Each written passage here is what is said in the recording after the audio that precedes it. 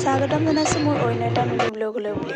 আজি মই উপস্থিত হৈছোঁ মহৰিগাম কচুতলী বিহু সুৰক্ষা সমিতি আয়োজন কৰা এখন বিহু নাচ কৰ্মশালাত। মই আজি উপস্থিত হৈছোঁ প্ৰশিক্ষক হিচাপে। ইয়াত দেখিছেনে ধেমাজি জিলাৰ বিহু সুৰক্ষা সমিতিৰ সকলো সদস্য আহি আমাৰ মাজত উপস্থিত হৈছেহি। আজি প্ৰথম দিন যিহেতু সকলোবোৰ উপস্থিত হৈছে, এয়া আমাক দুআষাৰ ভাষণ দি আমাক বিহুখন আগবঢ়াই নিবলৈ অনুমতি দিলে। এয়া হৈছে প্ৰশিক্ষক কৃষ্ণা চিপা। কৃষ্ণা চিপাক মই আগতে কেতিয়াও লগ পোৱা নাই, আজি প্ৰথম।